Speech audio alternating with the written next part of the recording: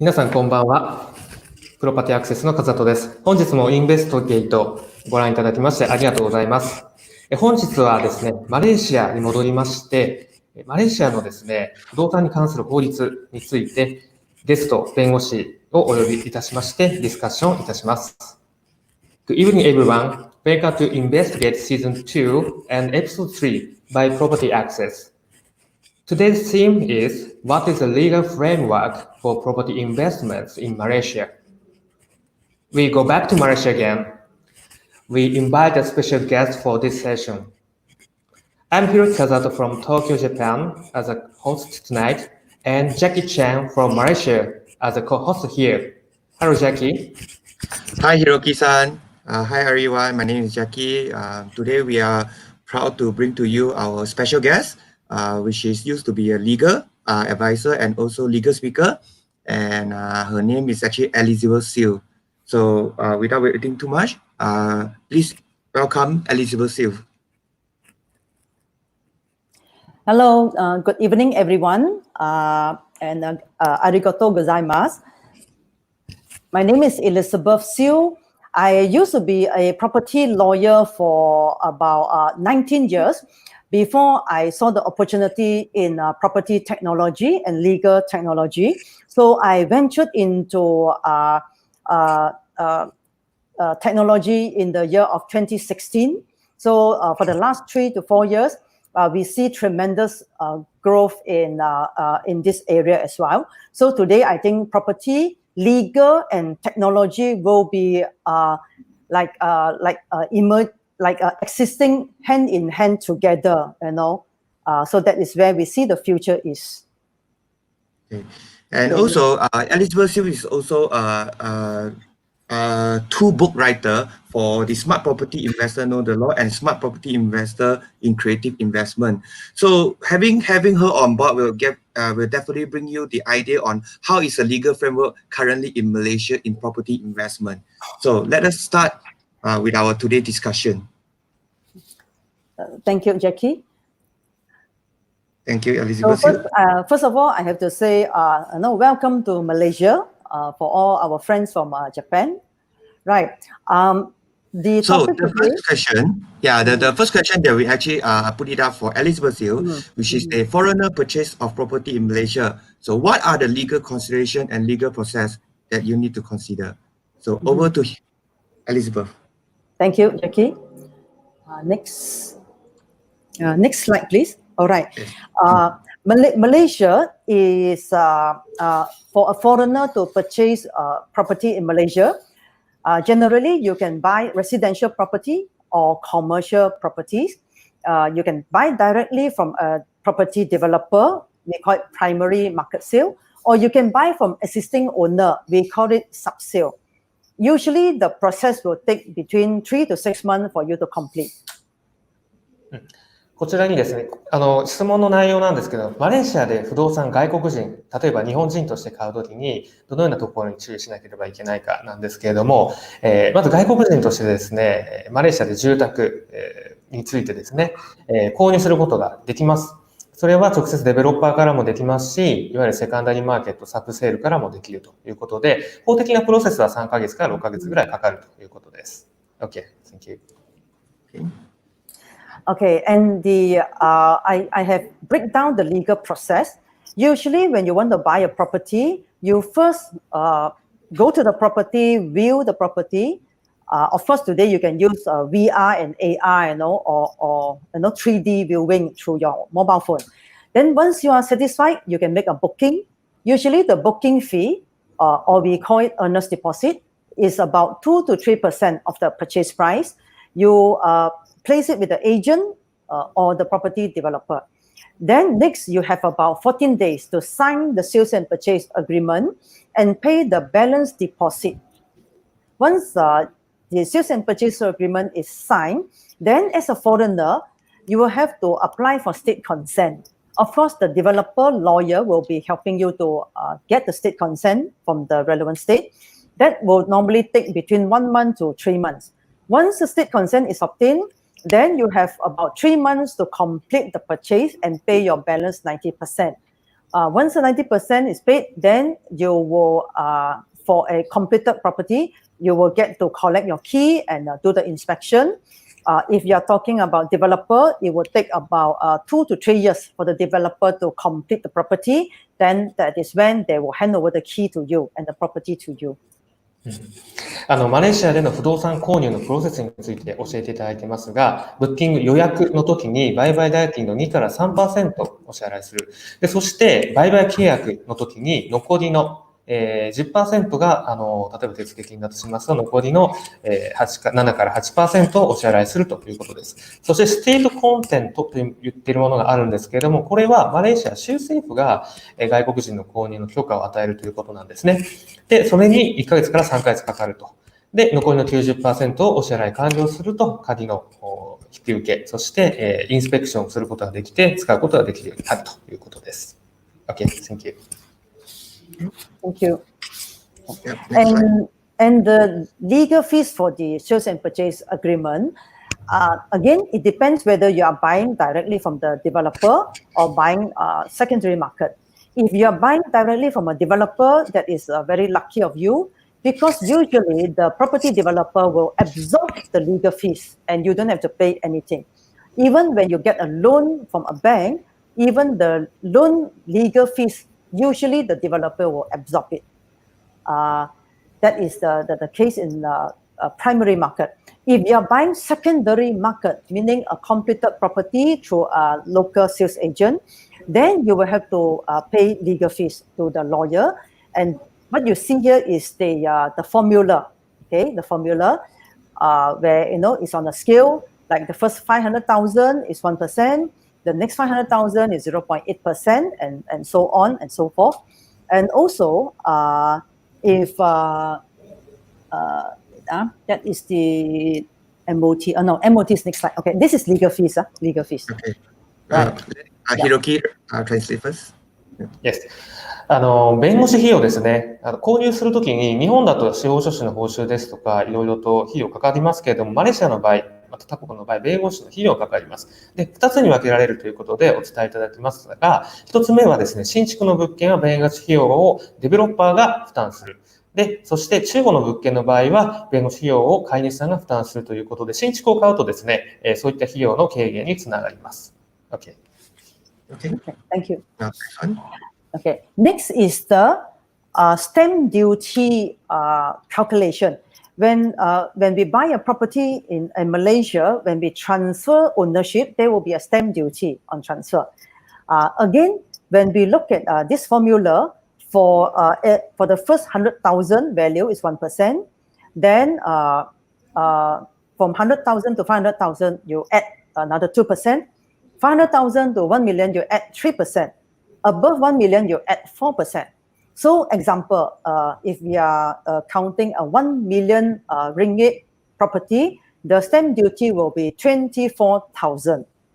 But if you buy directly from a developer, again, that's very lucky of you, because when you buy first hand from a developer, there's no stamp duty payable until the property is completed. The strata title is issued, which is like maybe 3 years to 4 years later, then only you'll be required to pay stamp duty. はい。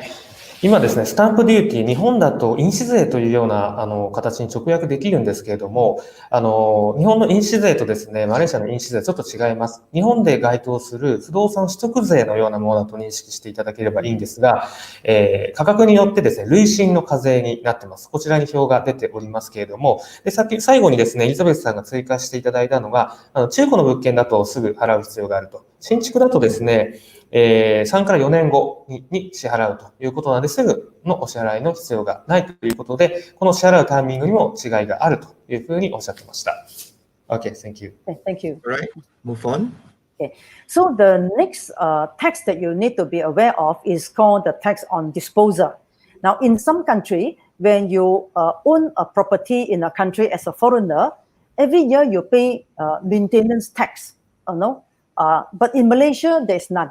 You buy the property first time, then you hold it until you sell the property, then the government will collect tax from you. So now as a foreigner, it depends whether when you are selling.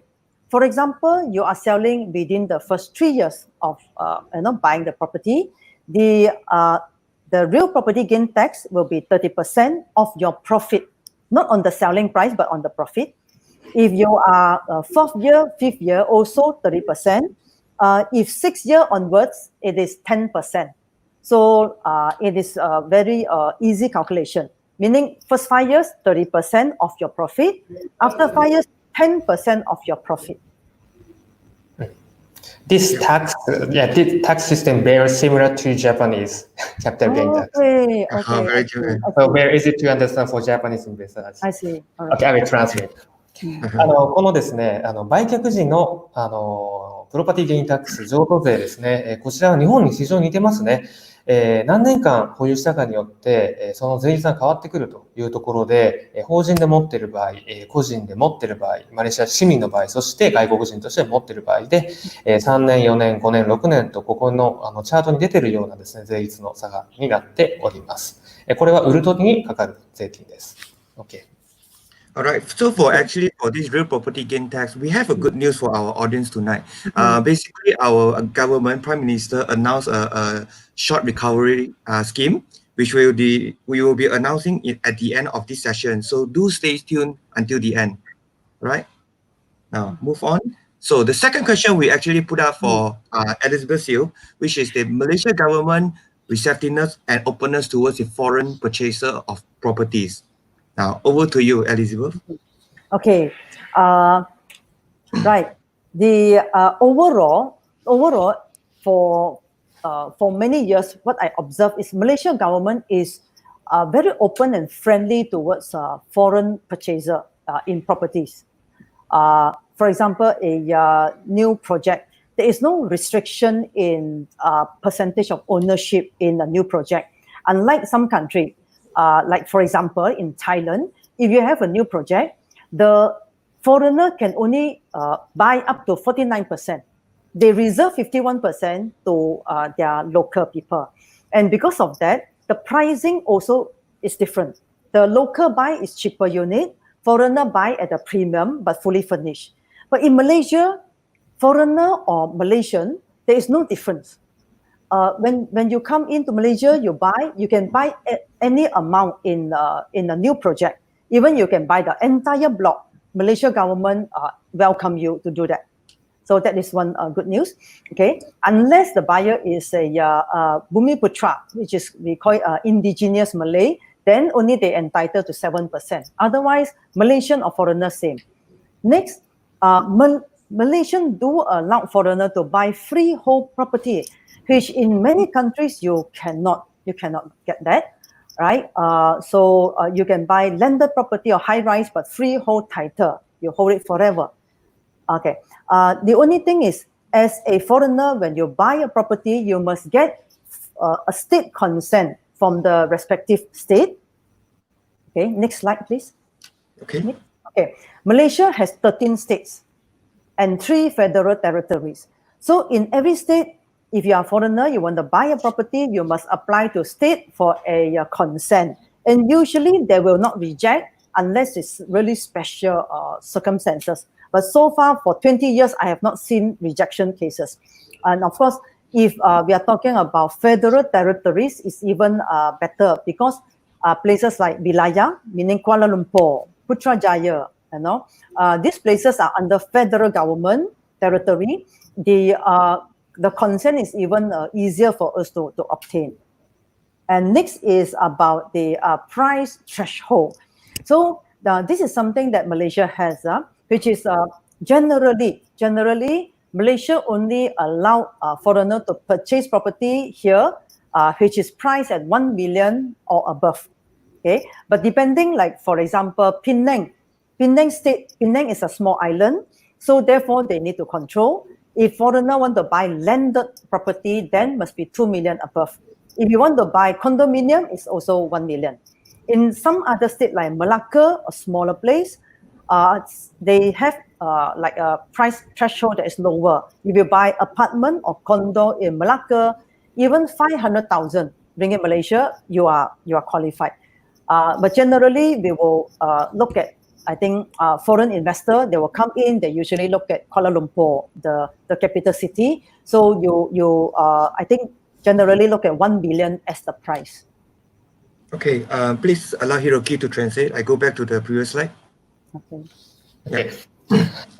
今ですね、マレーシアの不動産、外国人が持つということに対してですね、どういった法規制があるかなんですけれども、まず最初に、マレーシアは他の国ですね、東南アジアのタイやですね、フィリピンもそうですけれども、外国人が持てる比率というものが決まっているわけではありません。そして、土地も持つことができるということですね。で、これは、ローカルの人たちと何も変わりがないということなんですが、ローカルの方はですね、一点、外国人よりも安い物件が買うことができます。これは二重価格ではなくて、外国人がですね、一定の価格以上の物件しか買えないように州で定めています。はい、そして所有権を持つことができるというのは2番。それで、3つ目がですね、先ほど出てきたんですけれども、コンセントというのが州から与えられるので、その外国人はですね、許可が必要だということですね。Please go to next slide. Okay. で、マレーシアはですね、13の州から成り立っているわけなんです。3つの連邦13の州から成り立っているわけなんですけれども、エリザベスさんおっしゃっていた、州政府の許可というのはですね、基本的に拒絶されるということがないということです。で、州ごとの面白いことに、どのぐらいの金額から外国人が買えるのかというのは5番に出てますけれども、クアラルンプール首都ですけれども、1ミリオンマレーシアリンギットなので、今だと2600万円ぐらいですね。で、ペナンのような、小さな島ではですね、少し規制が強くなっていて、一戸建て、ランド、土地が持っている不動産に関しては2ミリオン。で、ストラタというのはコンドミニアムだと思っていただいて大丈夫です。で、その他マラッカだと、50万リンギットから、ジョホールだと1ミリオンリンギットからということで、州ごとに異なっています。Okay. Okay. Now, conclusion for Elizabeth. Okay, the conclusion is that in any country, I think it is always being a foreigner, the safest is to always invest in the capital city. Like in our case, will be Kuala Lumpur, because the guideline is always consistent with the federal government guideline. So, and federal government is always very friendly to foreigners. いわゆるですね、クアラルンプールのような首都であっても、外国人の方が不動産を購入するというのにはとてもフレンドリーでウェルカムだというふうにおっしゃっています。Okay. So on the next question, we actually asked Elizabeth, so what are the common challenges in legal or not foreign investors face when they buy property in Malaysia? Right. So Elizabeth also gave us a list of answers. So over to you. Yes, okay. Of course, I think as a foreigner, when you come into a country to buy properties, first thing I think is very important to do investigation, to do due diligence on the property, on the owner of the property. If you're buying direct from a developer, then it's good to check the background of the developer. If the developer is a public listed company, you can go to stock exchange, to check their performance in stock exchange. If they are a private company, you can also do a company search on the developer. And today, because we are in a digital world, so we can even go online, go to Google, and you can just check on the type the name of the developers, and you can find out review about the developer and their past performance. And what do people say about this developer, right? And of course, finally, I think it's advisable as a foreigner, you come to Malaysia, you engage your own lawyer. You don't depend on the developer or the seller's lawyer to represent you. You find an independent third-party lawyer to do investigation, to do all the checking for you and give you legal advice. And the contract, you get your own lawyer to read the contract and explain the contract to you. Okay. Over to Hiroki. Okay. マレーシアの不動産、外国人として買うときのですね、課題といいますか、注意する点なんですけれども、まずは売り主であるデベロッパーのですね、その余震だったりとか、どういった会社なのか、当然上場している会社であっても、出ているレポートを調べたりとかパフォーマンスチェックしなければいけない。上場してない会社であればより一層ですね、調査が必要というところですね。あとですね、いくつかあったところで重要なところだと思いますけれども、そういったものをいろいろなテクノロジー使って調べていくわけですけれども、やはりですね、5点目ですかね、アドバイスするにあたっては、その買う方の身になった立場に立った弁護士とか、そういった方々が契約書等をチェックするというのは非常に重要なんじゃないかというふうに言っております。Okay. All right. So actually, there is some restriction for the foreigner to actually purchase commercial property. Now, Elizabeth, do you want to cover on the last one? Yes. Okay. Right. Actually, depending if we are talking about Kuala Lumpur, if a foreigner want to buy a commercial property, they will need to set up a company to purchase the property. So commercial property is sometimes you are talking about like an office space or like a factory or a shop lot that is commercial properties. So it's quite interesting, I think.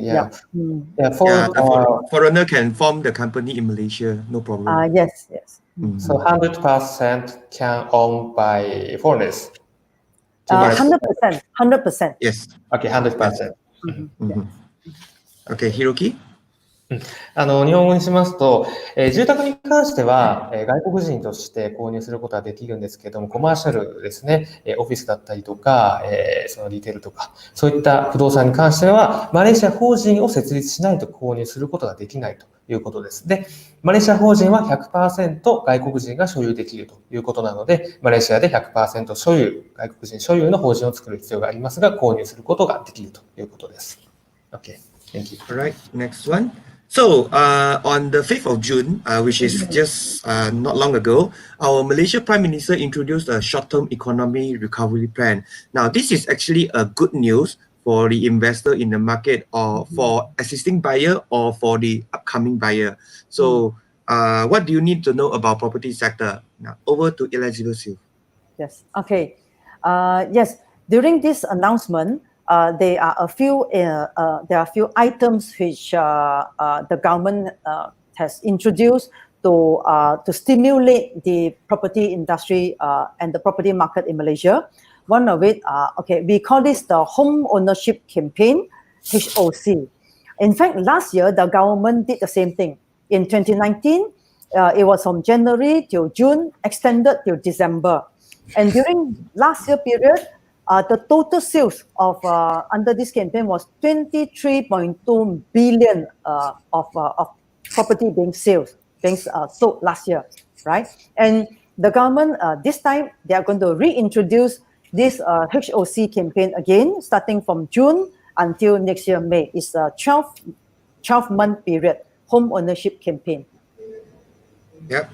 Okay. So maybe we can go into detail. What is the campaign? Okay, right. Yeah. Okay, so this time, the firstly is that stamp duty exemption. Under this stamp duty exemption, what happened is for home ownership campaign, the property pricing qualified for home ownership campaign is up to 2.5 million. Okay, property price. Then the stamp duty exemption is up to 1 million. So as I have calculated earlier, when 1 million property, the stamp duty is 24,000. So there's a saving of 24,000 already. And if you are taking a housing loan, the loan stamp duty, when you take a loan, there's a loan agreement, you need to stamp. That stamping fee is 100% waived because that is 0.5% of the loan value. That is totally waived, right? This is the one instrument of security loan. So, and thirdly, also the house price. The developer is allowed to, is not allowed. The developer will give a discount of at least 10%. It's not 10, but it's at least starting from 10. If you're lucky, you get 10, 15, even 20% from the developer, a discount. Yeah. Okay, So correct. Yes. Yeah. Over to you. Over to Hiroki. Okay. とてもですね、ホームオーナーシップキャンペーンというもので、購入を促進したということなんですけれども、まず一つですね、スタンプデューティー、印紙税に関して、1ミリオンリンギットまでですね、完全控除ということになっていますので、かなり大きな節税になっていると。それとですね、他の印紙税に関してもいくつか控除がされていまして、ローンに関してですね、も行われていると。Can you go to next slide? Okay. ですね。ローンに関してもされているということで、こういったホームオーナーシップに関してのキャンペーンということで、最初の方でご説明ありましたけれども、政府がターゲットとして決めていた、その取引金額よりもですね、大きく上回った金額の取引が実行されたということです。Okay, thank you. Okay. So, and these are another two things that announced by the government. Over to you, Elizabeth. Yes. Okay. Now, the real property gain tax that we discussed earlier is that there is real property gain tax for us to dispose of property within a period of time. And during this campaign period, which is for the next 12 months, the real property gain tax will be exempted, and for 3 units of residential property per individual. So the key point is it applies to a Malaysian individual, not a company, and residential property, when you sell a residential property, up to 3 units of the residential property. So unfortunately, it does not apply to a foreigner. It's only for a Malaysian, okay? But for a foreigner, now you can buy from a local at maybe a cheaper price, because the local now, when he sell to you, he doesn't have to pay real property gain tax. So you can actually ask for a discount, a further discount from the owner, right? So it's also good news. Next is the loan margin. Sorry. So, sorry, excuse me. Sorry. In Malaysia, for the last few years, there is a government measures to reduce the property speculation activities. Therefore, anyone who buy residential property in Malaysia, they are only allowed to have 2 housing loans at 90% margin. And the 3rd housing loan onwards will be dropped to 70%. Now, the good news is during this home ownership campaign period, the 12 months, the 70% margin is exempted.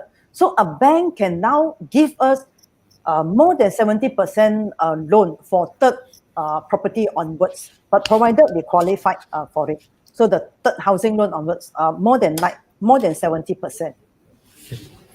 これとても面白いですね。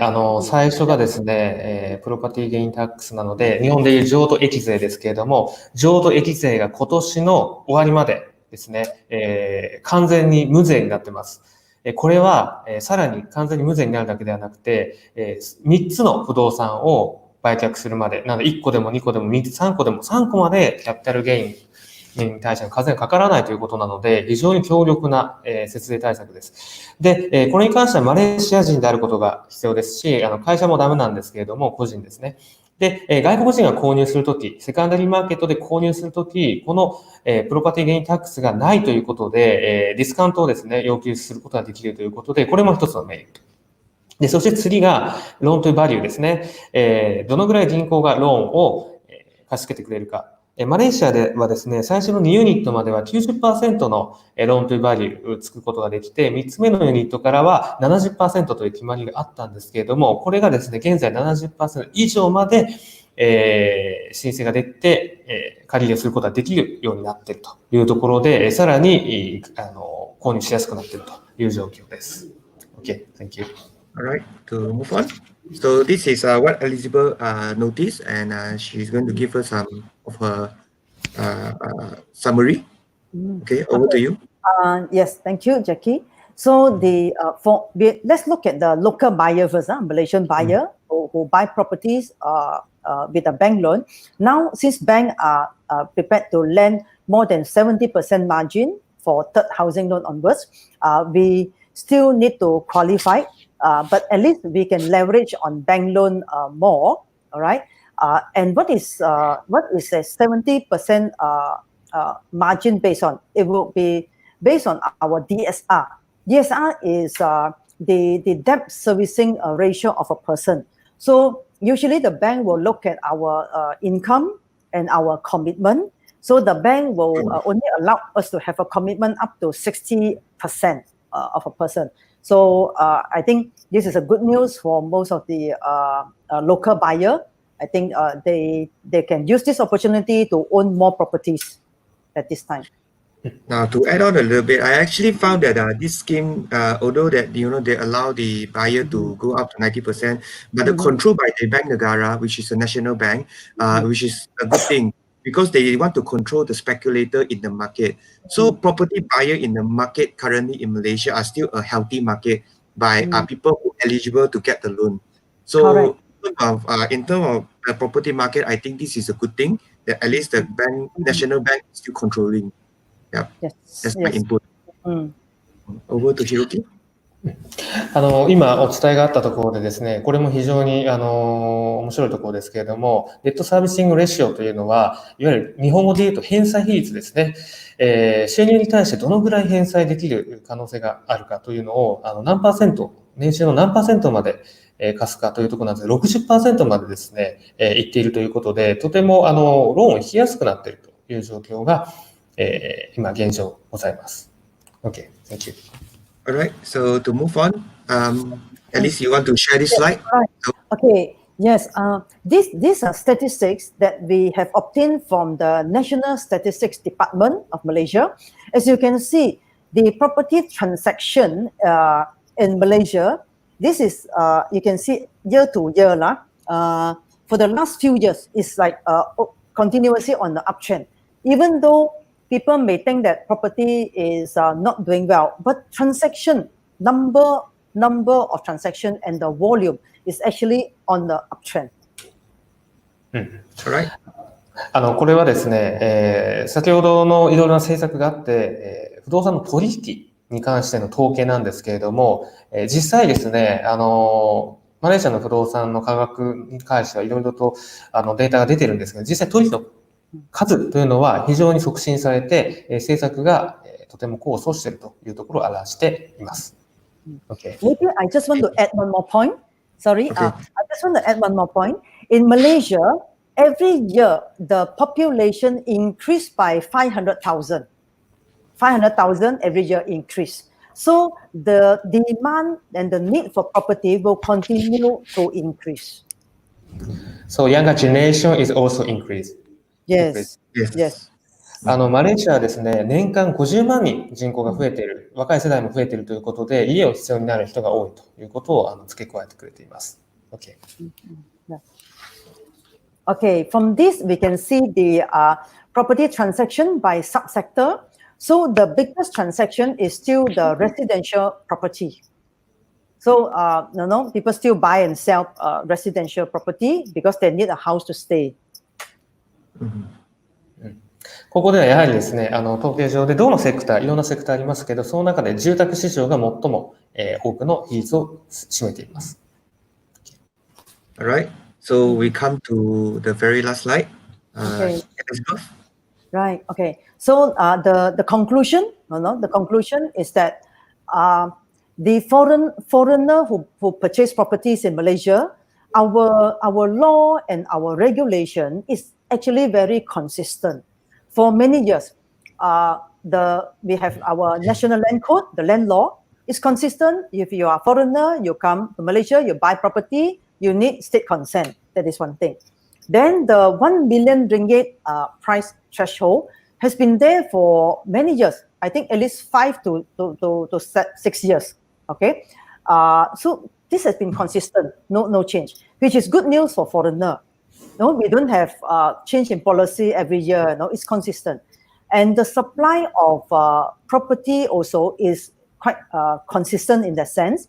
And not only that, when a foreigner, if you read the news, you will see that Malaysia has a lot of overhang properties, but that is last maybe 3 years. a lot of unsold properties. But that is probably due to, last few years, the developer was doing a lot of launching to the market. But the new launching has reduced. In fact, last year, this year, very few. So the supply of new property to our market has been reducing. And the overhang stock is being consumed by people. People are buying up. So slowly, the gap will close. And over a period of time, the supply is going to be is normal. The supply is normal and the demand is there. So we can see that the property price is gradually going to go back up. It will not come down in Malaysia because the supply is shortage of supply. Yeah. はい。最後のスライドで結論ということなんですけれども、法律的な観点とですね、そして、不動産という供給、需給のところについて、コメントいただいているんですが、法律的な観点からすると、外国人の我々にとってはですね、とても一貫した、法律をですね、採用しているということで、すぐ規制が変わったりとかするわけではなくて、外国人の方はですね、購入することができて、そして州政府の合意が取れれば所有することができるというところになっています。そこはやはり安心感につながるということですね。で、需給のところに関しては、オーバーハングという言葉出ましたけれども、売れてない物件がですね、いくつかございますので、それに関してですね、購入を促すような刺激策を行っている。で、これはここ3年ぐらいで起きていることで、供給がちょっと増えているというところなんですが、新規の供給を控えめにすることで、在庫の数がですね、だんだん減ってきているというようなデータが出ていて、また不動産の価格が安定、そして上昇に向かっていくというふうに予測されるとおっしゃっていました。Okay, thank you. Thank you, Elizabeth. Actually, I have a question for Elizabeth. So looking at the current situation in the property market, do you think it's advisable for, to advise our foreign purchaser to start looking at property in Malaysia for investment? Definitely. I think any time of the market, there is always good property to buy. It is always like that. And not only that, now the property developers are, the government is continue to be friendly, one thing, policy consistent, and the price is good price. Sometimes developer do give good discount to foreigner, especially if you are buying like higher price. The local market are buying maybe 500,000, 600,000. Above 1 million, if a foreigner come in to purchase, they can negotiate with the developer for a good price. So I think this is a good time. And not only that, we are seeing that the rental market is going up as well. Because I'm involved in a lot of platform, the property listing and rental platform. The inquiry on rental platform, the activity is getting more. And people are inquiring on rental market, they are inquiring on subletting market. So we see the rental market is picking up. Yeah. So it's a I also agree on Elizabeth. So, when times are bad, people go for renting instead of buying, and people are also hunting for below market price property now. A lot of people in the market actually ask around whether they want to go for auction or whether they want to go for a below market price property. Everyone is hunting now. So this is a property market situation in Malaysia. So yes, I think it's a good time to buy. Thank you for your feedback. Any question from Hiroki? Oh, I'm good. Thank you very much, Elizabeth. Okay, thank you very much. Thank you very much. Bye. Bye-bye. Okay. Thank you. Bye-bye. Bye-bye. Bye. はい。今日はマレーシアから弁護士のエリザベス・シュウさんをお呼びしまして、マレーシアの不動産の法律とですね、そして時給に関してお伝えをいたしました。次回ですね、次回は来週の火曜日夜8時から、になります。今度は日本からゲストをお呼びして、株式会社テラスの代表取締役の江口亮介さんをお呼びして、テーマが20代、30代不動産購入、こんな家を買えということで、まさに30歳ということの、江口さんがですね、こちらについて、語っていただくことになっております。Thank you for your viewing tonight. We will broadcast Investigate episode 4 next week. We will invite a guest from Tokyo and we discuss with property for younger generation. Next expo will be at 8 p.m. in JST, 7 p.m. in Malaysia time, June 30 on Tuesday. Please don't forget to subscribe our YouTube channel through the QR code. Thank you so much to visit here again. See you next time and have a good night. Thank you. Bye-bye.